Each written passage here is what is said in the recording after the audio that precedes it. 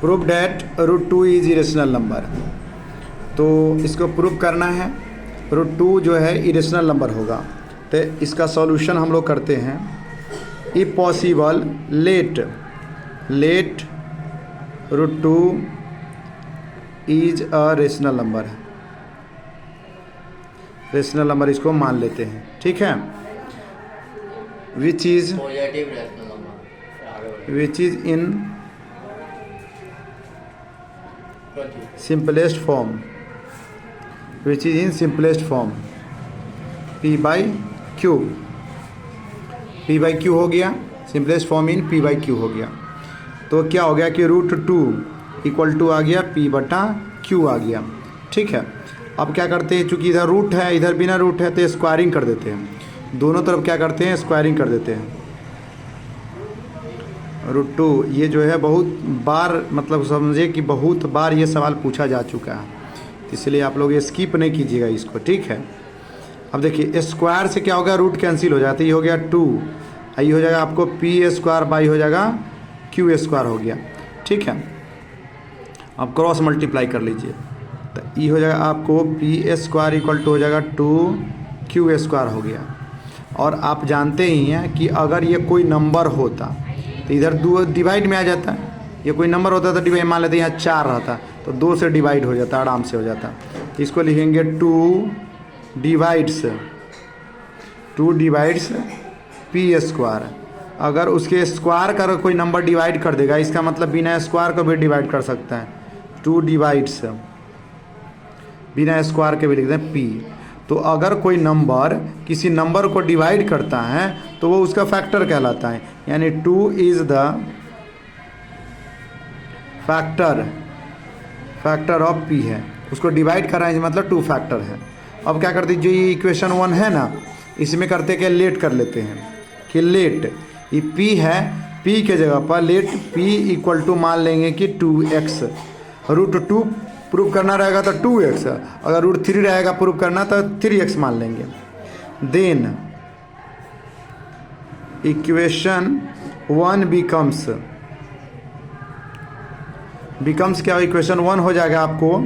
तो यहाँ पर आप क्या कर देते हैं 2x डाल दीजिए, तो क्या हो जाएगा 2x का होल स्क्वायर इक्वल टू क्या है 2q स्क्वायर है, तो हो गया 2q स्क्वायर। तो 2 के स्क्वायर कितना हो गया 4x स्क्वायर इक्वल टू हो गया 2q स्क्वायर हो गया, ठीक है। अब ये 2 से ही 4 कट जाएगा, कितना बार में, तो 2 बार में कट जाएगा, 2x square equal to q square. आप देखेंगे ये 2 है, अगर यहाँ पर अगर मान लेते कोई नंबर होता तो ये 2 से क्या करता डिवाइड कर देता, ठीक है। यानी कि 2 divides, same pattern divides q square होगा, वहाँ p की कहानी था, यहाँ q की कहानी है। अगर 2 डिवाइड्स क्या, अगर स्क्वायर क्या है तो बिना स्क्वायर के भी डिवाइड कर सकता है। अगर ये डिवाइड कर रहा है इसका मतलब 2 इसका फैक्टर हो गया, 2 is the factor of q हो गया।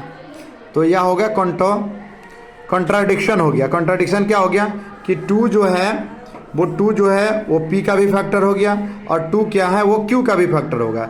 लेकिन हमने यहाँ पर जो चला था कि इसके ये एकदम सिंपलेस्ट फॉर्म में है। सिंपलेस्ट फॉर्म का मतलब ये इसको किसी से नहीं कटने वाला है, ठीक है। तो यहाँ हो गया हेयर 2 इज द, आपको गाना भी सुनाई दे रहा होगा, शादी ब्याह का लगन चल रहा है। अब क्या कर सकते हो, लेकिन बीच में ही पर जो है एग्ज़ाम भी आ गया है, तो आपको यहाँ पर मेरा बात ध्यान देना, गाना पर ध्यान नहीं देना है, ठीक है ना। हम समझ सकते हैं आप लोग को भी मन में शादी ब्याह वाला बात लक्षण आ रहा होगा, तो वो बात विचार पर नहीं ध्यान दीजिएगा, आप लोग जो है यहाँ पर ध्यान दीजिएगा, क्योंकि एग्ज़ाम आपका है, एग्ज़ाम इम्पोर्टेंट है, शादी ब्याह होता रहता है, ठीक है ना। 2 is the common factor of p and q हो जाएगा, कॉमन फैक्टर हो। तो here contradiction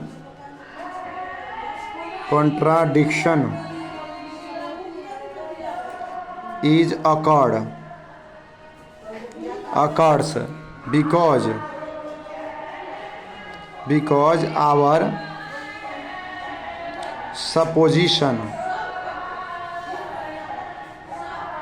supposition is wrong. क्या सपोजिशन रॉन्ग हो गया? सब जो हमने माना था वो गलत है। मैंने भी जो है एक्सेप्ट कर लिया कि हमने जो माना था वो गलत माना था। हेंस जब मान लिए कि गलत है तो पहले से वो इरेशनल था। Hence √2 is irrational.